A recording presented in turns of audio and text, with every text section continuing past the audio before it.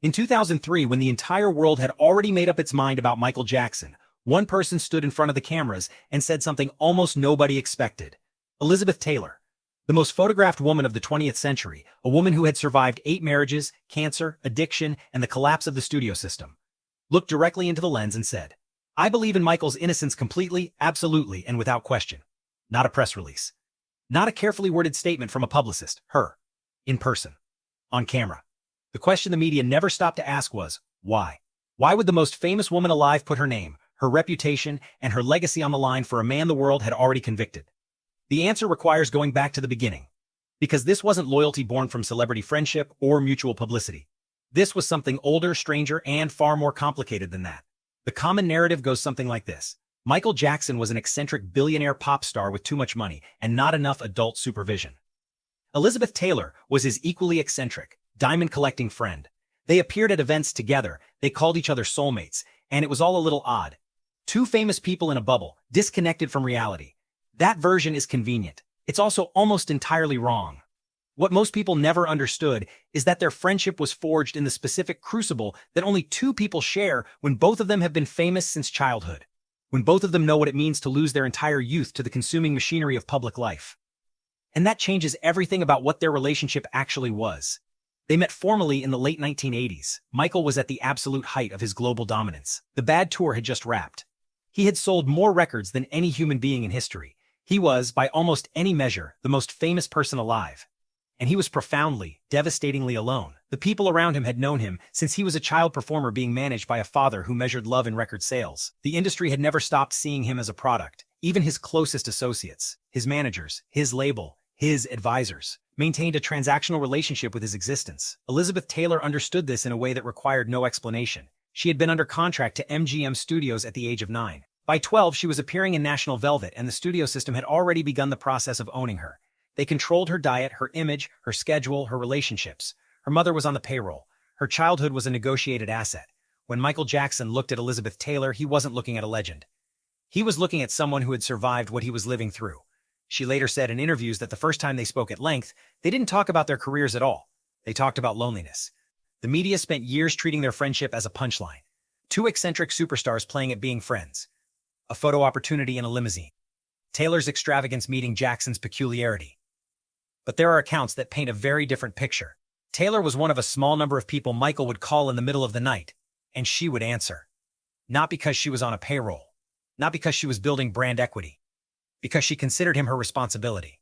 She had watched the 1993 allegations break in real time, and she did something almost no one in Hollywood did. She didn't quietly distance herself. She flew to his side. At the time, the calculus in the entertainment industry was obvious. The allegations were catastrophic. His Pepsi deals were gone. His tour was canceled. His public image was in freefall. Every sane publicist in Los Angeles was advising every celebrity client to create distance. Taylor went in the opposite direction.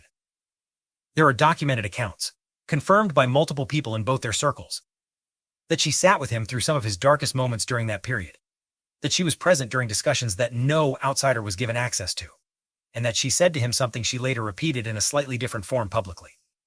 "I know you, Michael. I know who you are." That sentence meant more coming from her than from almost anyone alive. Because she wasn't saying it as a fan. She was saying it as someone who had spent 50 years watching the press construct a version of her that had almost nothing to do with who she actually was. But here's what most people never heard about the 1993 period. Michael Jackson's addiction to painkillers, which would ultimately become a defining and fatal feature of his life, accelerated dramatically in the aftermath of the allegations. The public pressure was unlike anything even his extraordinary career had prepared him for. The dangerous world tour, which he had abandoned mid-run, had left him in a physically and psychologically shattered state.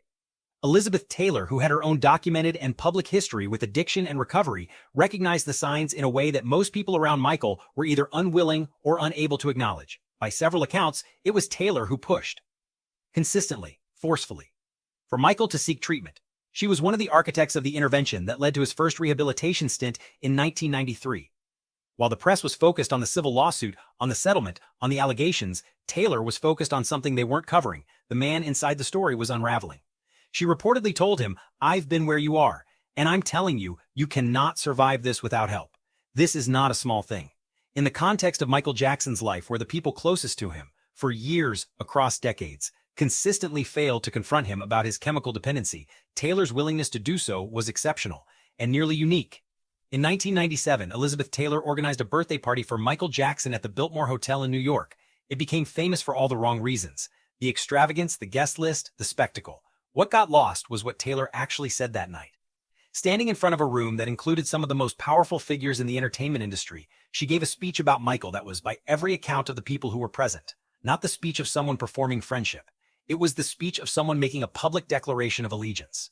She talked about his kindness, specifically, not his talent, his kindness. She described sitting with him through difficult periods and watching him respond to people with a quality of attention that she said she had rarely encountered in 50 years of knowing famous people. She also said something that was almost immediately buried under coverage of the party's excess. Michael is the most misunderstood person I have ever known, and I have known a great many. Coming from Elizabeth Taylor in 1997, the woman who had been on the cover of every tabloid for 50 years, who had been called the most written about woman alive, who understood in her bones what public misunderstanding felt like. That sentence was not a throwaway line. It was a statement of something she genuinely believed. When the Martin Bashir documentary aired in February 2003 and the world reacted with horror, Elizabeth Taylor was, once again, one of the first people to respond publicly. She called the documentary betrayal. She said Bashir had gained Michael's trust and then constructed a narrative designed to damage him.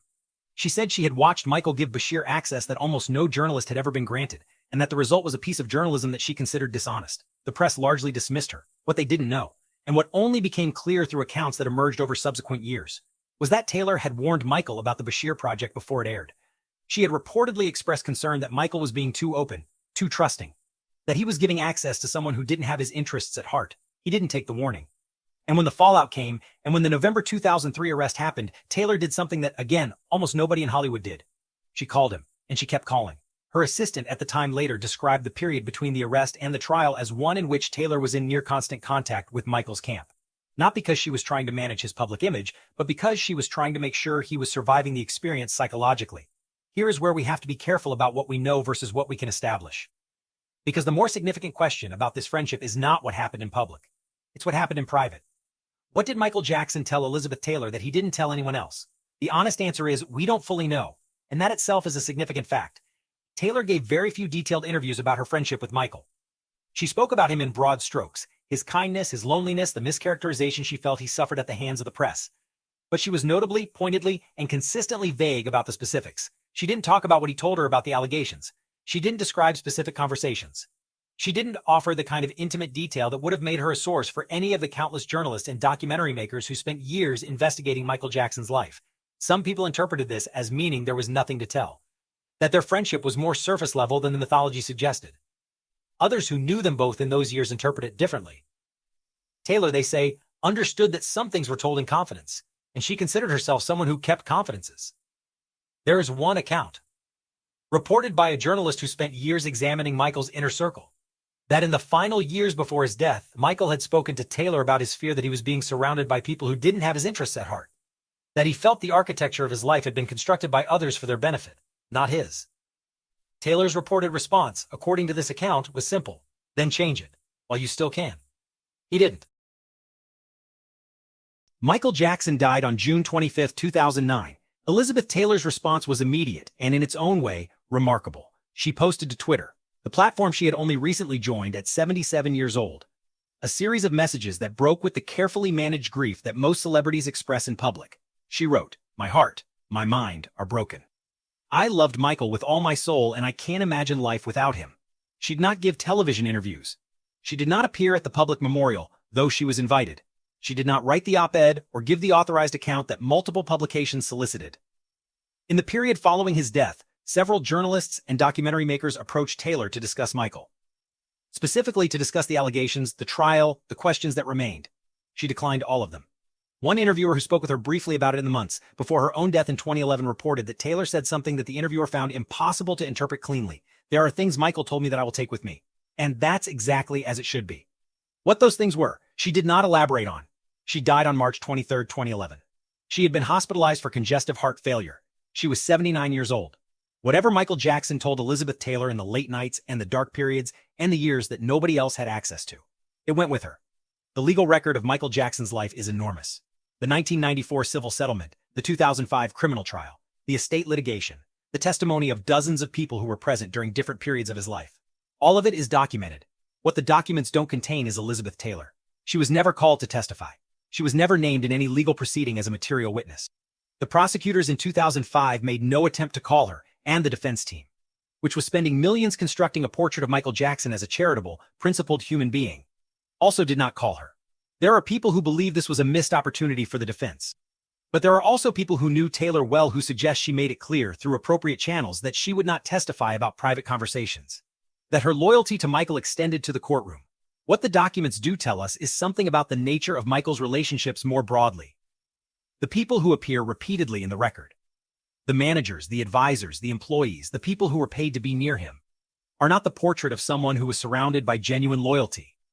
They are frequently described as people who prioritize their own positions, their own access, their own financial interests. Taylor, who needed nothing from him financially and had nothing to gain professionally from her association with him in his final years, was an anomaly in that landscape. There is a version of the Michael Jackson story that focuses on the allegations and the court proceedings and the public spectacle. That version is important and has been told extensively. But there is another version, less frequently examined. That focuses on the particular loneliness of a man who had been famous since he was 8 years old, and who, by the time he died at 50, had almost no one in his life who had known him before he was famous. His siblings knew the childhood version. But the sibling relationships were complicated, financially entangled, and sometimes adversarial. His professional relationships were entirely transactional. The few genuine friendships he maintained, and there were very few, were with people who, like Taylor, had experienced the specific texture of becoming famous in childhood. People who understood that the public version of you and the private version of you could diverge so completely that you sometimes felt like a stranger watching a character who shared your name. Taylor understood that. She had lived that. She had spent decades in the gap between Elizabeth Taylor, the icon, and the woman who was actually living her life. And she extended to Michael something rare in his world, the assumption that the gap existed and that the person inside it deserved to be known. The friendship between Elizabeth Taylor and Michael Jackson lasted more than 20 years, survived allegations that destroyed relationships with nearly everyone else in his circle, and ended only because one of them died too young and the other followed him less than 2 years later. We know the public dimensions of it. We know the statements Taylor made, the events she attended, the moments she showed up when everyone else was leaving. What we will never fully know is what was said in private. What Michael Jackson told Elizabeth Taylor that he didn't tell his attorneys or his siblings or the journalists who spent years investigating his life. She made a deliberate choice to take those things with her. You can argue about what that choice means, whether it represents loyalty at its most genuine, whether it means she believed things about him that she understood the world wouldn't receive the way she did, whether the secret, whatever it was, would have changed the way his story has been told. But there's a simpler reading that might be just as true. In Michael Jackson's life, people consistently found ways to use what they knew about him, for money, for proximity to fame, for their own narratives. Elizabeth Taylor found another way. She kept the secret because she thought the secret belonged to him, and in a life in which almost nothing truly belonged to him. Not his image, not his catalog, not the narrative the world constructed about who he was and what he did. That was not a small thing to give. The truth, as always, is more complicated than the version most people carry.